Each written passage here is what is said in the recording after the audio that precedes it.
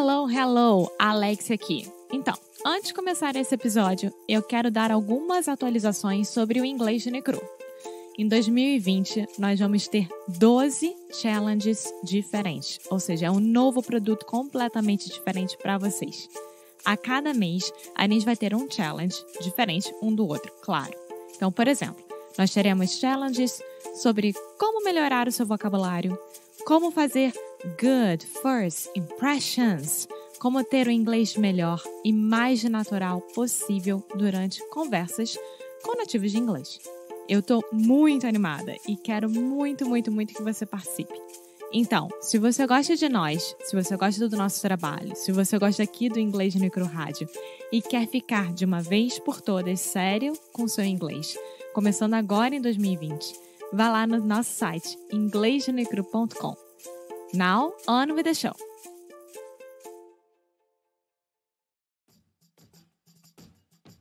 Oi, pessoal, tudo bem? Bom, muito obrigada por estar aqui escutando de novo a gente no Inglês de Necru Rádio. E eu vou passar aquele recadinho maravilhoso, mas hoje é diferente. Hoje eu quero falar com vocês sobre o Cambly Kids. O Cambly Kids existe e tá aí para qualquer criança de até 15 anos de idade poder fazer aulas de inglês online com professor nativo da língua inglesa. É muito bacana porque funciona que nem o Cambly Adultos, mas para crianças com toda a segurança do mundo.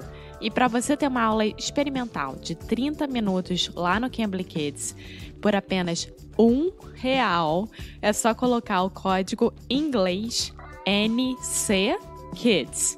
Então o código é inglês NC Kids. É muito fácil, só lembrar de Inglês de Necru Kids, Inglês NC Kids. É só fazer o login lá no Cambly e em minutos grátis inserir esse código que eu acabei de falar. Também, se você quiser, é só ir na nossa show notes, que é aqui na descrição do episódio, e clicar no link que eu vou deixar lá para vocês, tá? Qualquer dúvida que vocês tenham, qualquer coisa, é só entrar em contato direto com o Cambly, que eles vão poder te falar direitinho como é que funciona o Cambly Kids, tirar todas as dúvidas em relação à segurança, e também, qualquer coisa, é só falar com a gente, tá bom? Now, on with the show!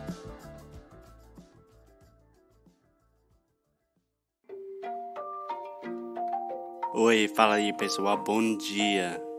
Você está escutando o Inglês no Rádio. I am your host, Foster Hodge. This is your daily dose of English.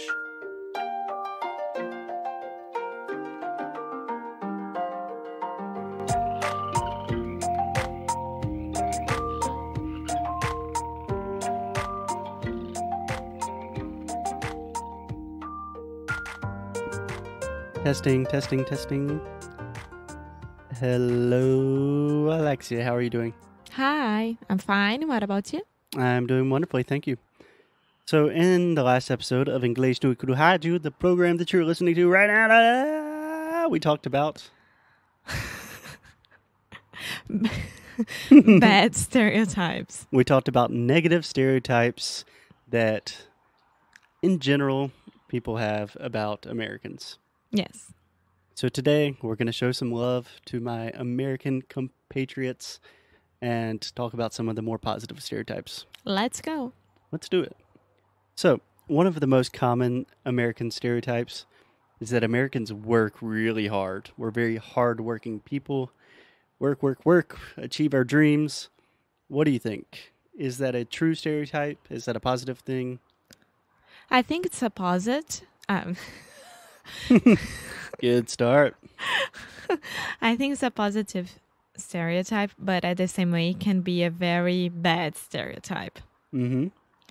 So, first, before we talk about positive and negative, do you think it's true in your experience that Americans work harder than other cultures? I don't know. I really don't know. I can't tell. I can compare with Brazilians, but I can't compare with, I don't know.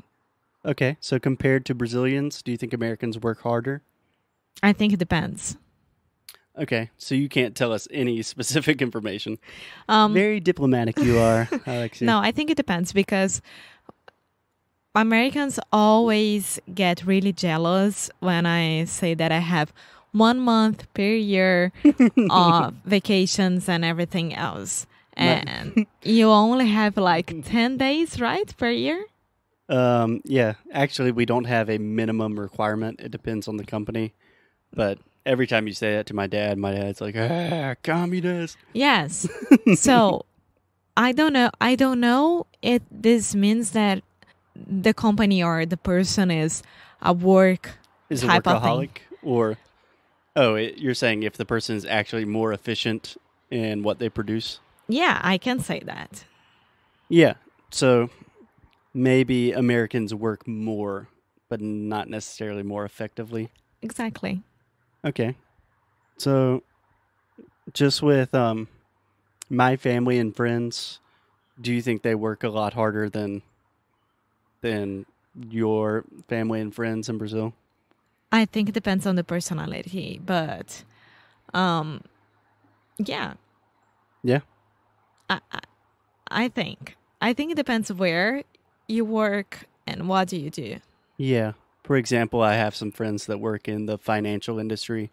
They work a lot of hours. Hi, Zach. Hey, Zach. Talking about you, bruh.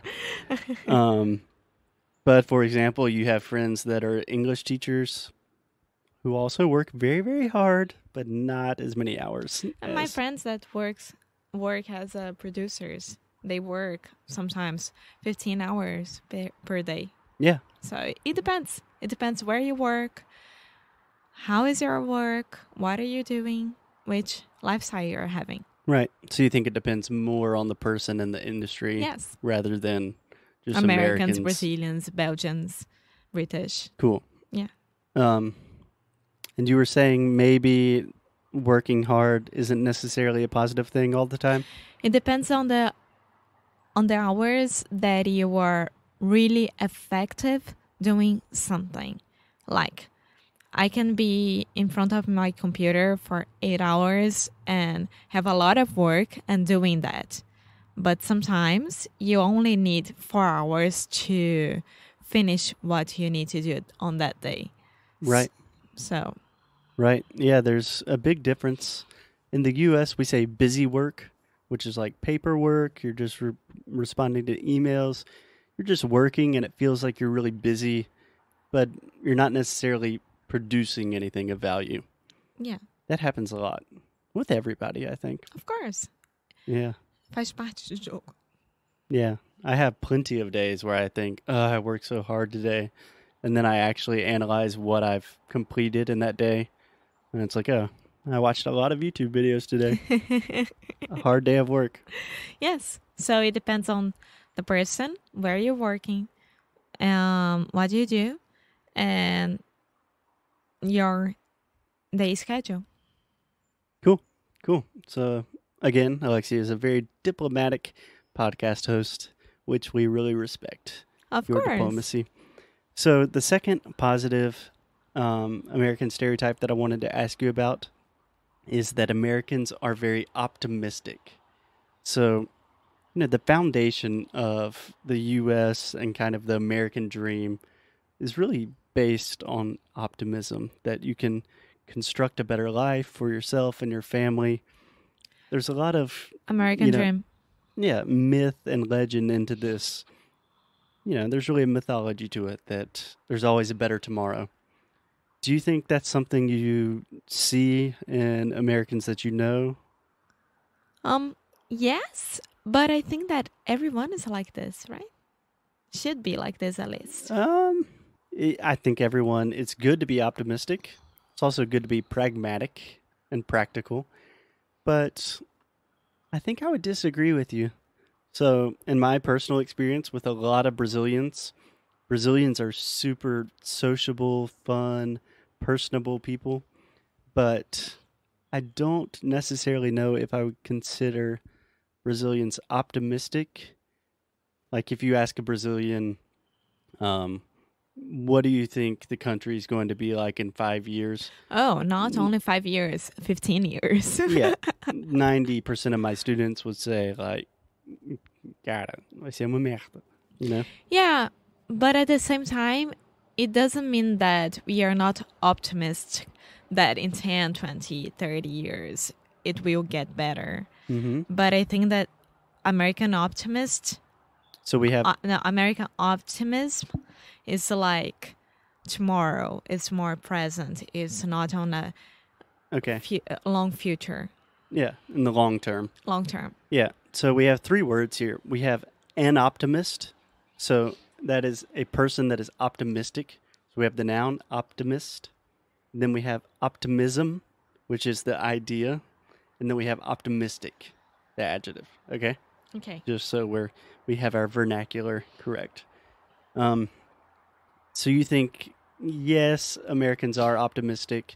Brazilians are also optimistic, and maybe it has to do with a time frame. We have that expression that eu sou brasileira e não, como é que é? Eu sou brasileira e não desisto nunca. I am Brazilian and I'll never give up. Yeah. What does that have to do with optimism, though? That you, what do you mean? Of course it has to be. Yeah, but never giving up doesn't necessarily mean that you are hopeful. It doesn't indicate hope. Of course it indicates. Like, I'll never stop believing that we can be better tomorrow in 20 years or anything like this. Yeah, that's interesting. I've never thought about that phrase as an expression of hope.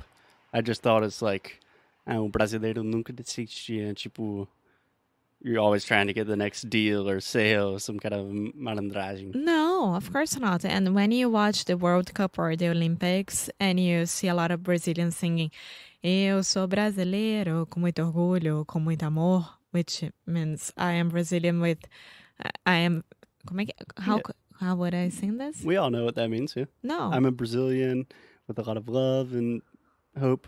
Yeah, pride. It's another optimistic thing. Optimistic. Optimistic thing. Perfect. So, okay. In general, you agree that Americans are optimistic, but Brazilians also share a certain kind of optimism that's maybe a little bit different? Yes. Cool. And what about this idea of the American dream? Because that is something that is uniquely American.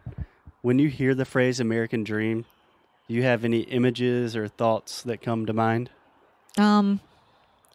American dream is that everything that you earn, your money from your work, you can have a very good quality of life. So you can have your own house, have food at home, put children on a very good public school, and not be scared of leaving your house and maybe left the door open and get back and everything is robbed. So for you, maybe the it's American like dream has more to do with just the quality of life. Quality of life and a certain lifestyle of buying the big American house, having a yard with 2 golden retrievers. Not a big American house. Have your house with a backyard, with a dog, and a public school that your kid can go and study and go to university. Yeah. That's fascinating to hear your opinion about that. The really interesting thing to me about the American dream is it really means a lot to different people, right? So for some people, it means to get really rich. For some people, it means to just have a good quality of life. But it really intrinsically has this idea of optimism and opportunity that you can make your life better tomorrow. Yeah, but think what I just said. I said that you can buy... Think about what I just said. I said that I can buy a house, that I can live in a very good neighborhood, that I can have money... Neighborhood, that I can have money to do all of this. So, of course, it's all about the opportunities and the jobs and of course, everything else. So, it's all connected. Yeah, we're not disagreeing. And do you think that exists for Brazilians? Because I think the idea of having a good place to live, to have security for your family and children, to me, that seems like a human dream. It's not just Americans want that. Everyone wants that. Maybe in the south of Brazil, I don't know. Where, you know that I always say bad things about Rio right now, about these kind of things. So it's really hard for me to... Yeah, but I think people from Rio want the same things. They want a high quality of life. Yes. They want to have a good job, have security for their family, also have free time to do things they like. So for me, that's not an American dream. That's just a dream. It's a human But dream. here, people think it's a lot easier to get out this. It's more achievable. Yes. I think it's a huge mistake to think that. But you have to have plans. You can't just move in to United States expecting that everything is going to be fine, because it's not. It's a different culture in every single way. But yeah, maybe here things are going to be better. Okay, on that perhaps optimistic, ambiguous last note, I think we'll call it a day. Okay. Sound good? Any Yes. more questions? No? Cool. We would love to hear your opinions about the positive stereotypes of Americans. If you agree, disagree, have extras, drop us a line Experience everything else. at inglesnoicru.com. Bye! Muito obrigada por ter escutado mais um episódio aqui do nosso Inglês de Micro Rádio. Vocês sabem que nós fazemos o possível e impossível para deixar o inglês mais pertinho de vocês, né? E é um prazer imenso que a gente possa estar acompanhando vocês no dia a dia, na rotina, e fazer parte da hora da cozinha, de faxina, tomar banho, dirigir, o que for. Então, eu queria aqui deixar bem claro que se você entrar lá no nosso site, inglesnoicru.com, você vai poder ver um pouco mais do que a gente oferece de produtos, além aqui do nosso podcast querido, que a gente chama de paixão. Então vão lá, vão no nosso site, dê aquela força pra gente. Procurem saber mais o que a gente está fazendo. E aquilo, né, galera? Cada mês nós temos um challenge novo. Então, eu acho que é a hora de aproveitar. Então é isso. Um beijo grande e a gente se vê no próximo episódio. Bye!